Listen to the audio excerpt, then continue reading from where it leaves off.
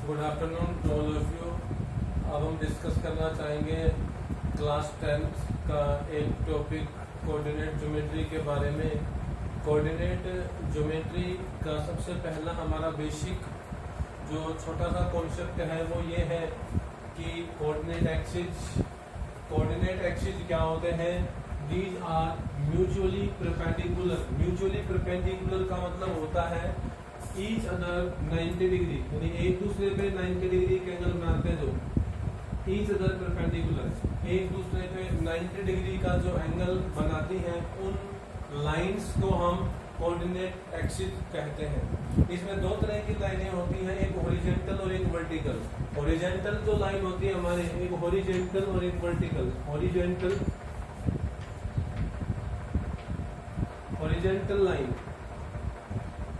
Line होती है, इसको हम बोलते हैं एक्स एक्सिस। जो हमारी हॉरिजॉन्टल लाइन है इसको हम एक्स एक्सिस बोलते हैं। और वर्टिकल लाइन होती है एक वर्टिकल लाइन, एक होती है हमारी वर्टिकल लाइन, इसको हम बोलते हैं वाई एक्सिस। दो तरह की हमारे पास लाइनें होती है, एक हॉरिजॉन्टल लाइन और एक वर्टिकल लाइन। जो कोऑर्डिनेट एक्सिस होता है, यहाँ पे ए एक्स ई एस आया हुआ है। ए एक्स ई एस का मतलब यहाँ पे एक्स एक्सिस और वाई एक्सिस दोनों एक्सिस से मतलब है, ये प्लूरल है। एक्सिस का मतलब ई एस यहाँ पे एक प्लूरल को रिप्रेजेंट कर रहा है कि these are mutually perpendicular lines, कि ये कोऑर्डिनेट एक्सिस होते हैं, ये म्यूचुअली परपेंडिकुलर लाइंस होती हैं, यानी दो ऐसी लाइनें जो आपस में 90 डिग्री पे काटती हो और म्यूचुअली परपेंडिकुलर कहलाती हैं। उनमें एक लाइन होती है उसको एक्स एक्सिस बोलते हैं, जो हॉरिजॉन्टली रिप्रेजेंटेशन करती है, और एक लाइन होती है वो वाई एक्सिस होती है, जिसको हम वर्टिकली रिप्रेजेंटेशन करते हैं। जब ये वर्टिकल और हॉरिजॉन्टल दो लाइनें आपस में काटती है, हॉरिजॉन्टल का मतलब वो लाइन जो लेटी हुई होती है इस तरह से, वो लाइन जो लेटी हुई स्थिति में इस तरह से होती है, उसको हम हॉरिजॉन्टल लाइन बोलते हैं। वर्टिकल लाइन जो इस तरह से खड़ी होती है, जो लाइन ऐसे, इस लाइन को हम वर्टिकल लाइन बोलते हैं। और ये आप एक्स डैश को रिप्रेजेंट करेगी, ये हमारे पास वाई डैश को रिप्रेजेंट करेगी। जब ये दोनों लाइनें काट के जाते हैं तो यहाँ पे जो पॉइंट आता है, इस पॉइंट को हम बोलते हैं origin. This point is intersection point of the horizontal line and vertical line, और this point called is origin, and the coordinate of origin are is 0 0। The coordinate of the origin is 0 0। इसके बाद हम यहाँ पे देखते हैं कि ये जो दो लाइनें होती हैं, ये दोनों लाइनें इस एक एरिया को 4 पार्ट्स में डिवाइड करती हैं। एक सर्कुलर एरिया को 4 पार्ट में डिवाइड कर रही है, और ये जो चारों पार्ट है ये हमारे पास एक इक्वल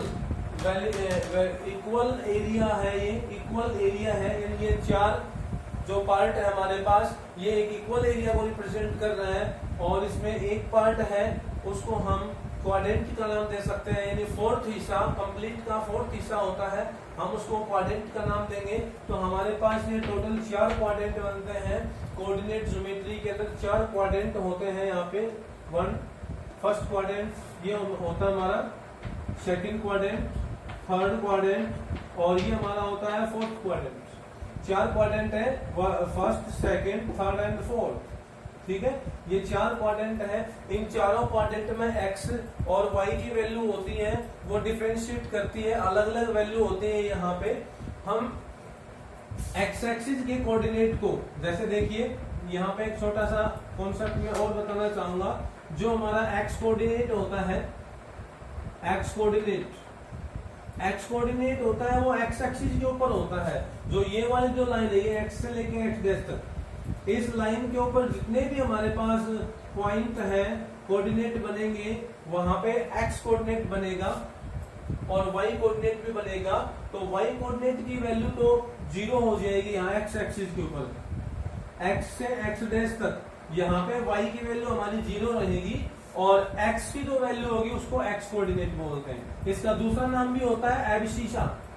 जो एक्स कोऑर्डिनेट होता है इसको दूसरे नाम से जानते हैं एब्सिसा। ठीक है, एक्स एक्सिस के ऊपर हम बात कर रहे हैं, तो एक्स एक्सिस के ऊपर जितने भी आपके पास पॉइंट बनते हैं उन सभी के कोऑर्डिनेट बनाए जाते हैं। कोऑर्डिनेट बना सकते हैं तो वहां पे एक्स कोऑर्डिनेट तो एक्स कोऑर्डिनेट यानी एक्स ही रहेगा, उसका दूसरा नाम आप एब्सिसा भी कह सकते हैं, और वाई की वैल्यू वहां पे रहती है 0। जैसे हम बात करते हैं वाई से वाई डैश, वाई से वाई डैश यानी कि ये आपकी वर्टिकल लाइन, वर्टिकल लाइन होती है, यहाँ पे भी जितने भी हमारे पास पॉइंट बनेंगे या पॉजिटिव में या नेगेटिव में, तो वहां पे हम कोऑर्डिनेट बना सकते हैं। तो वहां पे एक्स कोऑर्डिनेट की वैल्यू तो 0 रहेगी, एक्स की वैल्यू 0 रहेगी, और वाई की वैल्यू होती है, वाई कोऑर्डिनेट के नाम से जानते हैं उसको हम, वाई कोऑर्डिनेट के नाम से जानते हैं, या उसका हम दूसरा नाम कह सकते हैं ऑर्डिनेट, ऑर्डिनेट या वाई कोऑर्डिनेट के नाम से जानते हैं। और यहाँ पर हमारे पास x की वैल्यू 0 होती है। मैं इस चीज को, इस बात को थोड़ा रिटर्न में कर देता हूँ। देखिए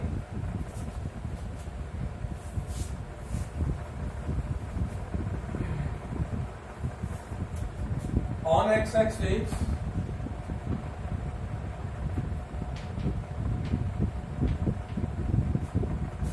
on x-axis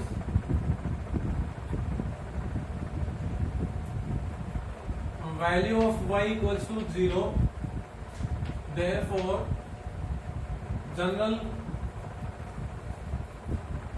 point is, coordinate of general point लिखेंगे,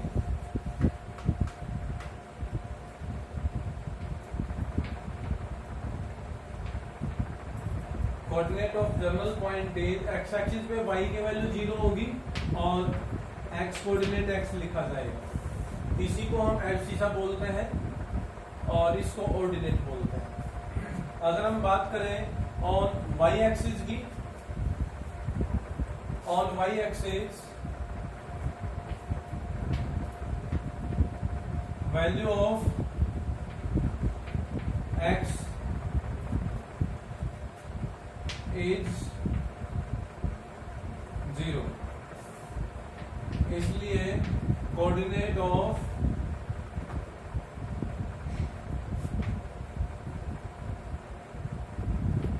जनरल पॉइंट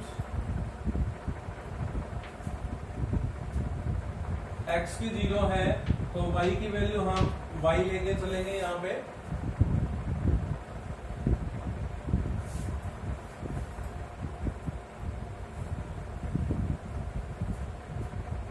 कुछ इंपोर्टेंट कॉन्सेप्ट्स हैं।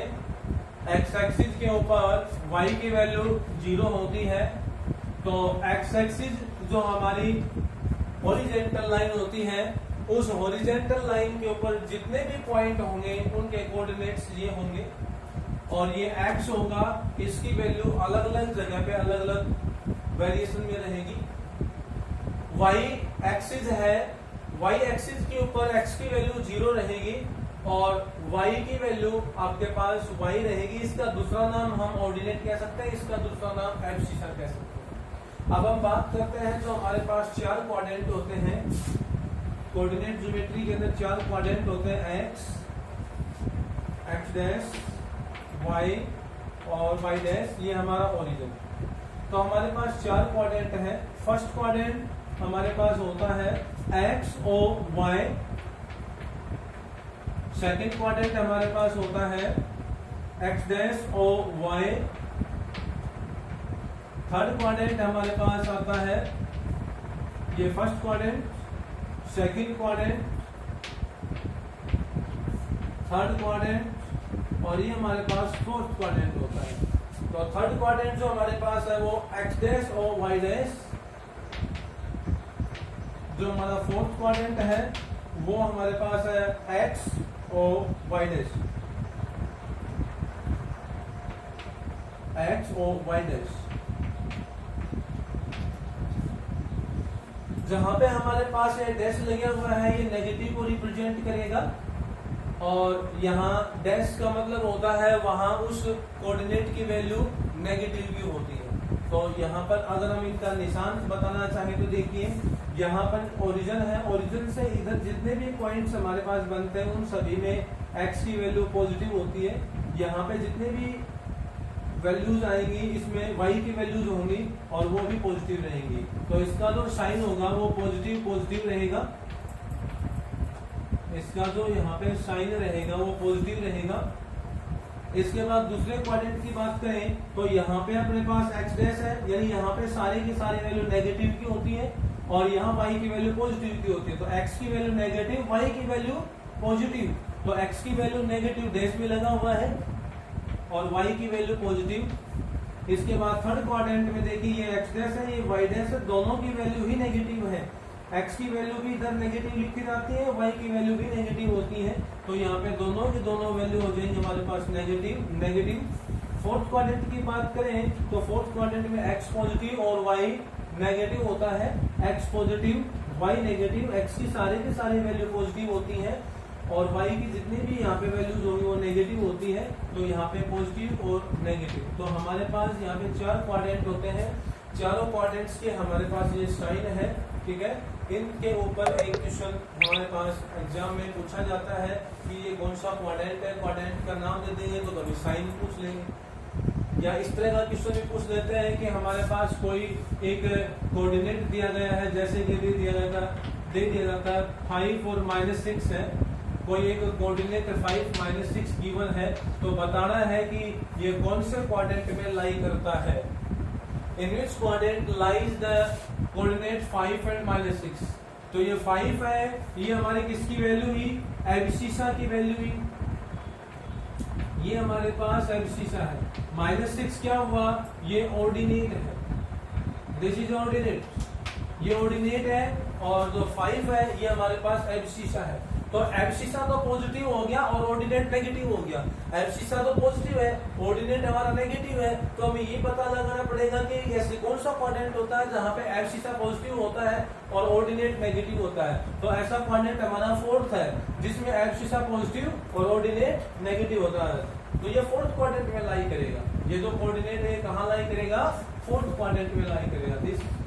This coordinate lies in fourth quadrant. इसी तरह से और भी बहुत सारे एग्जांपल बन सकते हैं, जैसे देखिए -2 -3 in which quadrant does lies the coordinates -2 -3। अब ये -2 है, ये हमारे पास एब्सिसा है, ये हमारे पास एब्सिसा है, -3 है, ये ऑर्डिनेट है, ठीक है।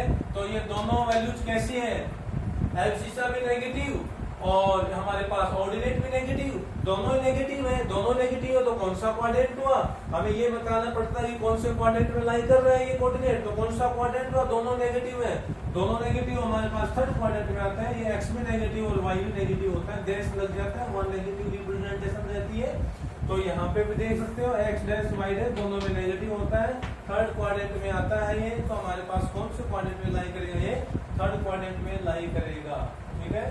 ये हमारे पास कोऑर्डिनेट ज्योमेट्री का छोटा सा बेसिक है। इसके बाद आगे हम जिक्र करेंगे डिस्टेंस फॉर्मूले का। डिस्टेंस फॉर्मूला देखें क्या होता है। डिस्टेंस फॉर्मूला हमारे पास कोऑर्डिनेट ज्योमेट्री में जो हमारे पास ये प्लेन है इस तरह से, इसमें इस प्लेन में जो पॉइंट्स बनते हैं उन दो पॉइंटों के बीच की जो डिस्टेंस निकाली जाती है उसमें उसको हम उस डिस्टेंस को निकालने के लिए डिस्टेंस फॉर्मूले का जिक्र करेंगे हम। तो दो पॉइंटों के बीच की डिस्टेंस निकालने के लिए हम डिस्टेंस फॉर्मूले का यूज करते हैं। तो कल हम डिस्टेंस फॉर्मूले का पूरा डेरिवेशन करवाएंगे कि डिस्टेंस फॉर्मूला कैसे बनता है और किस तरह से रिप्रेजेंट किया जाता है। वैसे तो डिस्टेंस फॉर्मूला बताने के लिए तो मैं बता सकता हूँ, छोटा सा ये 1 सेकंड का काम है, x2 - x1 का स्क्वायर प्लस y2 - y1 का स्क्वायर और होल स्क्वायर रूट होता है। लेकिन ये डिस्टेंस फॉर्मूला बनता कैसे है, कल हम इसका पूरा डेरिवेशन बताएंगे किस तरह बनता है डिस्टेंस फॉर्मूला, और इसकी पूरी डिटेल से क्वेश्चंस को सॉल्व आउट करेंगे। Thank you, have a nice day.